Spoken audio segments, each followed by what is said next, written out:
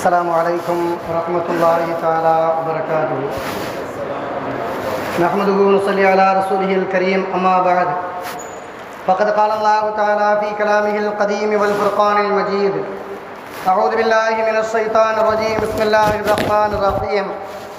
أم حسبتم أن تدخلوا الجنة ولما يعلم الله الذين جاهدوا منكم ويعلم الصابرين أو كما قال عليه الصلاة والسلام. الصلاة والسلام عليك يا سيدي يا رسول الله، خذ بيدي قلت حيلتي أدركني يا رسول الله صلى الله عليه وسلم.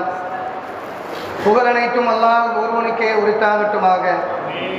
ஸலவாத்தும் ஸலாமும் நபிகள் நாயகம் ஸல்லல்லாஹு அலைஹி வஸல்லம் அவர்கள் மீதும், அவர்களின் குடும்பத்தார்கள், உற்றார் உறவினர்கள், தோழர்கள், சுஹதாக்கள், சாலிஹீன்கள், அவுலியாக்கள் மற்றும் இங்கு குழுமி இருக்கக்கூடிய நம் அனைவரின் மீதும் உண்டாகட்டுமாக.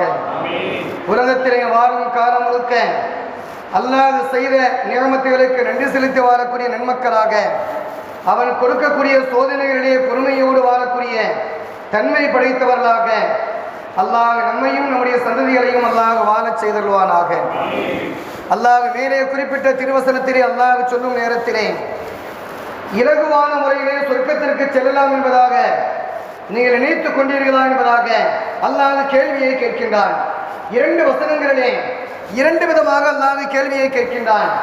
இலகுவாக சொர்க்கத்திலே செல்வதற்கு நீங்கள் நாடுகின்றீர்களா என்பதாக கேட்டுவிட்டு மேலே குறிப்பிட்ட வசனத்திலே அல்லாஹ் சொல்வான், அல்லாஹ்விற்காக வேண்டி தியாகம் செய்யக்கூடிய மனிதர்கள் யார் என்பதை அல்லாஹ் தெரிந்து கொள்ளாதவரை, உங்களிலே யார் பொறுமைசாலி என்பதை அல்லாஹ் தெரிந்து கொள்ளாதவரை நீங்கள் சொர்க்கத்திற்குள்ளாக நுழைவீர்கள் என்பதாக எண்ணிக்கொண்டீர்களா என்பதாக ஒரு வசனத்திலே கேட்பான். இன்னொரு வசனத்தை அல்லாஹ் இப்படி சொல்வான், உங்களுக்கு முன்னால் வாழ்ந்த சமுதாயத்தினர்கள் என்னென்னவெல்லாம் சோதனைகளை அனுபவித்தார்களோ அந்த சோதனைகளை அனுபவிக்காமல் சொர்க்கத்திலே இலகுவாக நுழைய முடியும் என்பதாக நீங்கள் நினைத்துக் கொண்டீர்களா என்பதாக அல்லாஹ் மற்றொரு வசனத்திலே இப்படி கேள்வியை கேட்பான். நபிகள் நாயகம் ஸல்லல்லாஹு அலைஹி அவர்கள் சொல்லுவார்கள், அல்லாஹ் இலகுவான முறையிலே சுவனத்தை தருவது கிடையாது. அவன் சொன்ன அந்த விஷயங்களை வாழ்க்கையிலே ஏற்று வாழும் நேரங்களில் தான் அல்லாஹ் தஆலா உயர்தரமான சொர்க்கத்தை அல்லாஹ் தருகின்றான் என்பதாக சொன்ன அந்த ஹதீஸையும் பார்க்கின்றோம். உலகத்திலே எவ்வளவோ சோதனைகள், அதிலேயும் சமீப காலமாக நாம் பார்க்கும் சோதனைகள் என்பது இயற்கை சீற்றத்தின் மூலமாக அல்லாஹ்வினுடைய ரஹ்மத் என்ற போர்வையிலே வரக்கூடிய பல சோதனைகளை உலகத்திலே பார்க்கின்றோம். நபிகள் நாயகம் ஸல்லல்லாஹு அலைஹி அவர்கள் சொல்லுவார்கள், மழை பெய்ய ஆரம்பித்து விட்டால் நீங்கள் அல்லாஹ்விடத்திலே கேளுங்கள், யா அல்லாஹ் இந்த மழையின் மூலமாக எங்களுக்கு நன்மையை தா, விரோஜனம் தரக்கூடிய மழையாக தா என்பதாக நபிகள் நாயகம் ஸல்லல்லாஹு அலைஹி அவர்கள் துஆ செய்ய சொல்வார்கள். யா அல்லாஹ் எங்களுக்கு பாதகத்தை ஏற்படுத்தக்கூடிய மழையாக இருந்தால் எங்கே தேவை இருக்கின்றதோ அந்த பக்கமாக இந்த மலையை மாற்றிவிடு, திருப்பி விடு என்பதாக பெருமானார் ஸல்லல்லாஹு அலைஹி அவர்கள் ஹதீஸிலே சொல்லித் தந்த அந்த துஆக்களை பார்க்கின்றோம். கண்ணியமிக்கவர்களே, சோதனைகள் என்பதிலே சமீப காலமாக பார்க்கும் நேரங்களிலே நிறைய இடங்களிலே மலையின் மூலமாக ஏற்பட்ட பாதிப்புகள் மிகப்பெரிய இழப்பாக கருதப்படுகின்றது. அதிலேயும் குறிப்பாக இந்தோனேசியாவை பார்த்தோம் என்றால், இலங்கையை பார்த்தோம் என்றால், இந்த இரண்டு நாடுகளுமே மிக அதிகமாக பாதிக்கப்பட்ட நாடாக அந்த நாடுகளை பார்க்கின்றோம். சமீபத்திலே என்னோடு பயின்ற ஒரு மாணவர் ஒரு ஆடியோவை பதிவு செய்திருக்கின்றார். அவர் சொல்லும் நேரத்திலே ஒரு குறிப்பிட்ட இடத்திலே இருக்கின்றார். நம்முடைய பள்ளிவாசல் அளவுக்குள்ள மிக பிரமாண்டமான இடம். அந்த இடத்திலே நின்று கொண்டு அவர் பேசக்கூடிய வார்த்தை, நான் நிற்பது சில நாட்களுக்கு முன்பாக இந்த இடத்தில் மிகப்பெரிய ஒரு மாளிகை, மிகப்பெரிய வீடு இருந்தது. ஆனால் இப்போது அந்த வீடு பூமிக்குள்ளாக அமுங்கிவிட்டது. அந்த வீட்டிற்கு மேலாகத்தான் நான் நின்று கொண்டிருக்கின்றேன். எத்தனை உயிர்கள் இதற்குள்ளாக ஷஹீதாக்கப்பட்டிருக்கின்றதோ தெரியவில்லை என்பதாக அவர் கதறி அழுத அந்த ஆடியோவை என்னால் கேட்க முடிந்தது. உலகத்திலே சிலோரை சார்ந்த நிறைய மனிதர்கள் குறிப்பாக அறிக்கையிலே சொல்கின்றார்கள், 410 நபர்கள் இறந்து விட்டார்கள் என்ற தகவலை சொல்கின்றார்கள். ஆனால் குறிப்பிட்ட இலங்கையை விட எண்ணிக்கையை விட இன்னும் அதிகமாகத்தான் இருக்கும் என்பதிலே எந்த மாற்று கருத்தும் கிடையாது. 200க்கும் மேலான மனிதர்களை காணவில்லை. அதே போன்று 14 லட்சம் பேர்கள் பாதிக்கப்பட்டிருக்கின்றார்கள். இது இலங்கையினுடைய தகவல். இரண்டாவதாக இந்தோனேசியாவிலே கணக்கை சொல்கின்றார்கள். 753 நபர்கள் இறந்திருக்கின்றார்கள். 504 பேர்களை காணவில்லை. 2600 நபர்கள் காயமடைந்திருக்கின்றார்கள் என்பதாக வெள்ளத்தின் மூலமாக சொல்லப்படக்கூடிய அந்த செய்திகளை பார்க்கின்றோம். சஹாபா பெருமக்களே, ஒரு சஹாபி ஹப்பாப் இப்னு அரத் ரலியல்லாஹு தஆலா அன்ஹு, அந்த சஹாபி வருகின்றார்கள். குறைஷிகள் மூலமாக மக்காவை சார்ந்திருக்கக்கூடிய காபிர்கள் மூலமாக பலவிதமான சோதனைகளை அனுபவித்த மிக ஏழ்மையான சஹாபி. அந்த சஹாபி வந்து கேட்கின்றார்கள், யா ரசூலல்லாஹ், எங்களுடைய சோதனைகள் நீங்குவதற்காக அல்லது எங்களுக்கு அல்லாஹ்வுடைய புறத்திலிருந்து உதவி கிடைப்பதற்காக நீங்கள் துஆ செய்யக்கூடாதா என்பதாக நபிகள் நாயகம் ஸல்லல்லாஹு அலைஹி வஸல்லம் அந்த சஹாபி கேட்கின்றார்கள். நபிகள் நாயகம் ஸல்லல்லாஹு அலைஹி வஸல்லம் அந்த சஹாபியை அப்படியே ஒரு பார்வை பார்க்கின்றார்கள். பார்த்துவிட்டு கேட்கின்றார்கள், தோழரே, முற்காலத்திலே வாழ்ந்த சமுதாயத்தினர் என்னென்னவெல்லாம் சோதனைகளை அனுபவித்தார்களோ அந்த சோதனையை பெறாமல் இலகுவாக சொர்க்கத்திற்கு செல்ல முடியும் என்பதாக நீங்கள் நினைத்துக் கொண்டீர்களா என்பதாக அந்த சஹாபியிடத்திலே எதிர்கேள்வியை கேட்கின்றார்கள். கேட்டுவிட்டு பெருமானார் ஸல்லல்லாஹு அலைஹி வஸல்லம் தொடர்ச்சியாக சொல்கின்றார்கள், முற்காலத்திலே நமக்கு முன்னால் வாழ்ந்த சமுதாயத்திலே ஒரு சமுதாயம் இருந்தது. அந்த சமுதாயம் ஒரு குறிப்பிட்ட பகுதியை கடக்க வேண்டுமானால் அந்த பகுதியை கடப்பதற்கு முன்பாக அந்த மக்கள் ஈமான் கொண்டவர்களாக மக்களுக்கு மத்தியிலே அடையாளம் காணப்பட்டால் அந்த ஊரினுடைய பகுதிகளிலே அந்த குறிப்பிட்ட எல்லை பகுதியிலே குழியை நிறைய தோண்டி வைத்திருப்பார்கள்.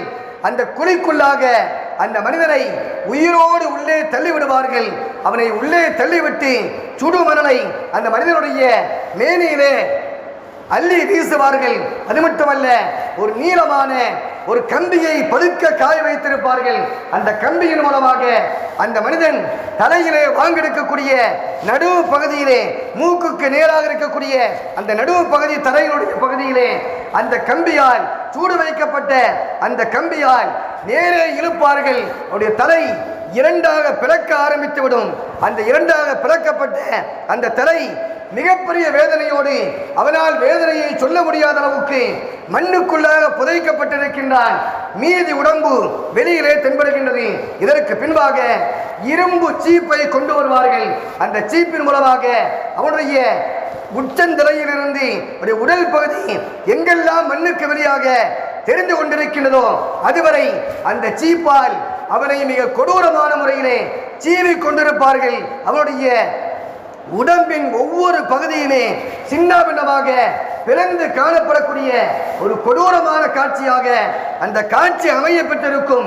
இவ்வளவு சோதனைகளை தாங்கியவர்கள் தான் உங்களுக்கு முன்னால் வாழ்ந்த ஈமான் கொண்ட மனிதர்கள் என்பதாக நபிகள் நாயகம் ஸல்லல்லாஹு அலைஹி வஸல்லம் சொல்லிவிட்டு சொல்வார்கள், தோழர்களே, இந்த மனிதர்களுக்கு ஏற்பட்ட சோதனையை போன்று உங்களுக்கு ஏற்படாதவரை நீங்கள் சொர்க்கத்திற்குள்ளாக இலகுவாக செல்ல முடியாது என்பதை பெருமானார் ஸல்லல்லாஹு அலைஹி வஸல்லம் அந்த சஹாபா பெருமக்களை பார்த்து சொன்ன செய்திகளை பார்க்கின்றோம். எதிரினுடைய தொல்லையை, அவருடைய சோதனையை குறைக்க வேண்டும், அது நீங்கி அல்லாஹ்வுடைய உதவி கிடைக்க வேண்டும் என்பதாக சொல்லும் நேரத்திலே பெருமானார் ஸல்லல்லாஹு அலைஹி வஸல்லம் இந்த செய்தியை சொன்ன அந்த வரலாற்றை பார்க்கின்றோம். நபிகள் நாயகம் ஸல்லல்லாஹு அலைஹி வஸல்லம் ஒரு தடவை சஹாபாக்கள் அமர்ந்திருக்கக்கூடிய அந்த சபையிலே சொல்வார்கள், மை யஅமல் சூஅன் யுஜ்ஸ பிஹி, உலகத்திலே யார் ஒரு தீமையை செய்கின்றானோ அந்த தீமையினுடைய பலாபலனை அவன் உடனடியாக காணுவான் என்பதாக நபிகள் நாயகம் ஸல்லல்லாஹு அலைஹி வஸல்லம் சொல்லும் நேரத்திலே அந்த சபையிலே ஹஜ்ரத் அபூபக்கர் சித்தீக் ரலியல்லாஹு அன்ஹு அமர்ந்திருப்பார்கள். உடனடியாக கேட்பார்கள், யா ரசூலல்லாஹ், ஒரு மனிதன் ஒரு தவறை செய்துவிட்டான், அதற்கான தண்டனையை உடனடியாக வழங்க பெற்றால் இந்த மனிதன் தாங்குவானா? எவ்வளவோ பாவங்களை செய்கின்றானே என்பதாக ஹஜ்ரத் அபூபக்கர் ரலியல்லாஹு அன்ஹு கேட்கும் நேரத்திலே நபிகள் நாயகம் ஸல்லல்லாஹு அலைஹி வஸல்லம் சொல்லுவார்கள், யார் உலகத்திலே மூமினாக வாழுகின்றாரோ அந்த மனிதருக்கு அல்லாஹ் உலகத்திலேயே சோதனையை கொடுத்து விடுகின்றான். மறுமையிலே பரிசுத்தமான மனிதராக அந்த மனிதரை அல்லாஹ் மாற்றி விடுகின்றான். யார் உலகத்திலே தீமைகளை செய்து அல்லாஹ்விற்கு மாற்றமாக வாழ்கின்றார்களோ அவர்களுக்கு அல்லாஹ் தஆலா உலகத்தின் தண்டனைகளை அல்லாஹ் பிற்படுத்தி வைக்கின்றான், மறுமையிலே ஒட்டுமொத்தமாக அனுபவிப்பான் என்பதாக நபிகள் நாயகம் ஸல்லல்லாஹு அலைஹி அவர்கள் சொன்ன செய்திகளை பார்க்கின்றோம். அப்போது தொடர்ச்சியாக சொல்வார்கள், ஒரு மூமினுக்கு ஏற்படக்கூடிய சாதாரணமான உடல் வலி உட்பட ஒரு முள் குத்திவிட்டால் அதன் மூலமாக ஏற்படக்கூடிய வேதனை உட்பட இந்த சோதனைகள் எல்லாம் அல்லாஹ்வுடைய தர்பாரிலே இந்த மனிதனுடைய பாவங்கள் மன்னிக்கப்படுவதற்கான காரணமாக அமைந்திருக்கின்றது என்பதை நபிகள் நாயகம் ஸல்லல்லாஹு அலைஹி அவர்கள் சொன்ன செய்திகளை பார்க்கின்றோம். எண்ணியமிக்கவர்களே, பெருமானார் ஸல்லல்லாஹு அலைஹி உடைய காலத்திற்கு முன்பாக ஹஜ்ரத் மூசா அலைஹிஸ்ஸலாமுடைய அந்த காலத்திலே ஒரு மனிதர் நிறைய அல்லாஹ்வை வணங்கிக் கொண்டிருந்தார். அவர் வணங்கக்கூடிய அந்த வணக்கத்தை மூசா அலைஹிஸ்ஸலாம் பார்க்கின்றார்கள். இவ்வளவு உருக்கமாக நீண்ட நேரமாக அல்லாஹ்வை வணங்கிக் கொண்டிருக்கின்றாரே, எவ்வளவு பெரிய பாக்கியசாலி, அல்லாஹ்விடத்திலே நீண்ட நேரமாக துஆவை செய்து கொண்டிருக்கின்றார், எவ்வளவு சீதேவி என்பதாக சந்தோஷப்படுகின்றார்கள். அப்படி சந்தோஷப்படக்கூடிய அந்த நேரத்திலே அந்த மனிதனுக்கு அருகாமையிலே, அந்த வணக்கசாலியுடைய அருகாமையிலே மூசா அலைஹிஸ்ஸலாம் நின்று கொண்டிருக்க, எங்கிருந்தோ வந்த ஒரு சிங்கம் அந்த மனிதரை அப்படியே கடிச்சு குதறி ஒன்றுமில்லாமல் சாப்பிட்டு விடுகின்றது. இந்த காட்சிகளை மூசா அலைஹிஸ்ஸலாம் நேரடியாக நிதர்சனமாக பார்க்கின்றார்கள். பார்த்த மூசா அலைஹிஸ்ஸலாம் அல்லாஹ்விடத்திலே கேட்கின்றார்கள், யா அல்லாஹ், இவ்வளவு நேரமாக உன்னை வணங்கிக் கொண்டிருந்த அந்த அடியான் உருக்கமாக வணங்கினான், நீண்ட நேரமாக உன்னை நினைத்துக் கொண்டிருந்தான், உன்னிடத்திலே துஆக்களை செய்து கொண்டிருந்தான், அந்த மனிதனுக்கு இவ்வளவு பெரிய சோதனை தேவையா? எதன் காரணத்தினால் இந்த சோதனை ஏற்பட்டது என்பதாக நபிகள் நாயகம் மூசா அலைஹிஸ்ஸலாம் அவர்கள் அல்லாஹ்விடத்திலே கேட்க, அல்லாஹ் பதில் சொல்கின்றான், மூசாவே, இந்த மனிதன் உலகத்திலே வாழும் காலம் முழுக்க எந்த நன்மைகளையும் செய்யவில்லை, சொர்க்கத்திற்கு செல்வதற்கான எந்த அமலையும் அவன் செய்யவில்லை, எனவேதான் அவன் என்னை வணங்குகின்றான். ஆனால் அதன் மூலமாக எந்த நன்மையும் சேரும் அளவுக்குள்ள சூழலை அதிலே இல்லை. அவன் நின்று வணங்குகின்றான், நீண்ட நேரமாக வணங்குகின்றான். ஆனால் அந்த வணக்கத்திலே உயிரில்லாத வணக்கமாக அந்த வணக்கங்கள் தென்படுகின்றது. எனவேதான் அவனை சொர்க்கத்திலே அனுப்புவதற்கான ஒரு முயற்சியாக இந்த சோதனையை கொடுத்தேன் என்பதாக அல்லாஹ் சொன்னதை ஹஜ்ரத் மூசா அலைஹிஸ்ஸலாம் அவர்கள் கேட்டு சொல்லக்கூடிய செய்திகளை பார்க்கின்றோம். கண்ணியமிக்கவர்களே, பெருமானார் ஸல்லல்லாஹு அலைஹி அவர்கள் ஒரு ஹதீஸை சொல்லுவார்கள், ஒரு மனிதன் இறக்கும் நேரத்திலே இஸ்ராயீல் அலைஹிஸ்ஸலாம் அவரிடத்திலே உயிரை வாங்குவதற்காக வருவார்கள். அந்த மனிதன் எப்படி இருக்கின்றான் என்பதை அல்லாஹ் விசாரிப்பான். அந்த மனிதனுடைய உயிரை வாங்கியதற்கு பின்பாக அல்லாஹ் கேட்பான், என்னுடைய அடியானுடைய மகனை உயிர் வாங்குவதற்காக சென்றீர்களே, அந்த அடியானுடைய மகன் என்ன செய்தான் என்பதாக அல்லாஹ் கேட்பான். அப்படி கேட்கும் நேரத்திலே மலக்குமார்கள் சொல்வார்கள், யா அல்லாஹ், அந்த அடியான் பொறுமையோடு இருந்தான், அவனுடைய அந்த கடைசி நேரத்திலே அவன் சொன்ன வார்த்தை இன்னா லில்லாஹி வ இன்னா இலைஹி ராஜிஊன், அல்லாஹ் தான் படைத்தான், அவன்தான் என்னை அழைக்கின்றான், அவனிடத்திலேயே செல்கின்றேன் என்பதாக பணிவோடு இந்த வார்த்தையை சொல்லிக் கொண்டிருந்தான் என்பதாக சொல்லும் நேரத்திலே அல்லாஹ் சொல்வான், மலக்குமார்களே, நீங்கள் சாட்சியாக இருங்கள், அந்த அடியானுக்காக சொர்க்கத்திலே உயர்தரமான மாளிகையை நான் கட்டுகின்றேன். அந்த மாளிகையினுடைய பெயர் பைத்துல் ஹம்து, புகழுடைய மாளிகை என்பதாக அல்லாஹ் சொல்லுவான் என்பதை நபிகள் நாயகம் ஸல்லல்லாஹு அலைஹி அவர்கள் சொல்லித் தந்த அந்த செய்திகளை பார்க்கின்றோம். உலகத்திலே யாருக்கு சோதனை ஏற்படும்? சஹாபா பெருமக்களே, ஹஜ்ரத் ஸஅத் இப்னு அபீ வக்காஸ் ரலியல்லாஹு தஆலா அன்ஹு அவர்கள் பெருமானார் ஸல்லல்லாஹு அலைஹி இடத்திலே கேள்வியை கேட்கின்றார்கள், யா ரசூலல்லாஹ், ஒரு உலகத்திலே அதிகம் சோதிக்கப்படக்கூடிய மனிதர்கள் யார் என்பதாக கேட்கும் நேரத்திலே நபிகள் நாயகம் ஸல்லல்லாஹு அலைஹி அவர்கள் சொல்லுகின்றார்கள், முதன்முறையாக அதிகப்படியாக சோதிக்கப்படக்கூடிய மனிதர்கள் நபிமார்கள், நபிமார்களுக்கு அடுத்ததாக அதற்கு அடுத்து வரக்கூடிய அந்தஸ்தை பெற்றவர்கள், இறை நெருக்கத்தை பெற்றவர்கள், அதற்கு அடுத்ததாக இறை நெருக்கத்தை யார் படித்தரத்திலே மூன்றாவது அந்தஸ்தை பெறுகின்றார்களோ அந்த மனிதர்கள், இப்படியே படித்தரம் குறைய குறைய இறைவனுடைய நெருக்கத்தை யார் அதிகப்படியாக பெறுகின்றார்களோ அந்த மனிதர்கள் அல்லாஹ்விடத்திலே சோதிக்கப்படுகின்றார்கள் என்பதை, சோதனை அதிகமாக வரக்கூடிய மனிதர்களாக இந்த மனிதர்கள் திகழ்வார்கள் என்பதை பெருமானார் ஸல்லல்லாஹு அலைஹி அவர்கள் சொல்லித் தந்த அந்த செய்தியை பார்க்கின்றோம். எண்ணியிருக்கவர்களே, பெருமானார் ஸல்லல்லாஹு அலைஹி அவர்கள் ஒரு தடவை சொல்வார்கள், இம்ரான் இப்னு ஹுசைன் ரலியல்லாஹு தஆலா அவர்கள் கடுமையான காய்ச்சலால், தொடர் காய்ச்சலால் பாதிக்கப்பட்டிருக்கின்றார்கள். குடல் சார்ந்த ஒரு பிரச்சனை, அதன் மூலமாக ஏற்பட்ட அந்த காய்ச்சல் பல தினங்களாக இருந்தது. அந்த காய்ச்சலுடைய விசாரணைக்காக, அவர்களை நோய் விசாரிப்பதற்காக நபிகள் நாயகம் ஸல்லல்லாஹு அலைஹி அவர்கள் இல்லத்திற்கு செல்கின்றார்கள்.